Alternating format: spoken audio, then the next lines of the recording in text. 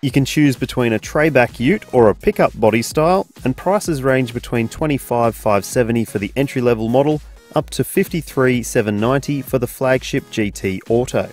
The model we have here is the dual cab XTR, which sits near the top of the BT50 range and is one of the most popular variants available. As you can see, there are some changes in terms of styling to the new BT50, with revised headlights with new black inlays and a more muscular front grille towards the rear of the car. In models fitted with the style side tub, there haven't been major changes, although these new taillights do sharpen up the look. But it's fair to say that the BT50 still isn't as macho as some of its mainstream rivals, but it does tick all the boxes when it comes to load carrying capacity.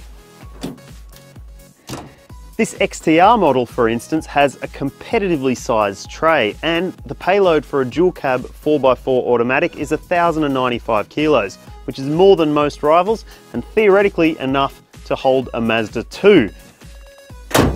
As for towing, most BT50s have 3.5 ton braked capacity, which is at the level of the best in class.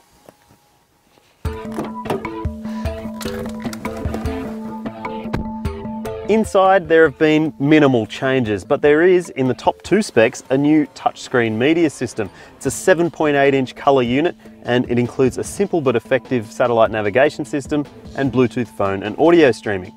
A reverse view camera is standard on the top two models in the range, and it shows up here in the rear view mirror. You can option that safety tech on other variants in the lineup, but it does cost.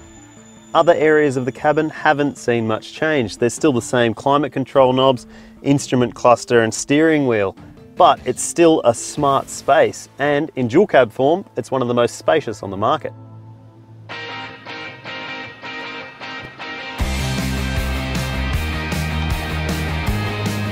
So, does the updated BT50 drive any differently from the model it replaces? In short, not really. The 3.2 litre 5-cylinder turbo diesel engine is offered in 21 of the 23 variants in the BT50 range, and it's a thumper of a thing. It's got 147 kilowatts and 470 newton meters, so it's not short of pulling power. This is an effortless drivetrain. The 6-speed automatic shifts through cogs intuitively, though it should be noted that some rivals have more torque from smaller capacity 4-cylinder engines. Mazda claims that it's tuned the steering and suspension to feel like an SUV, and in most characteristics it does.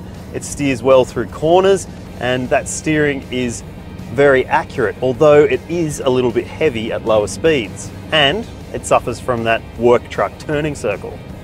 The pre-facelift BT50 suffered from quite a jittery ride, especially when the tray was empty, and that's a trait that's carried over to the updated model.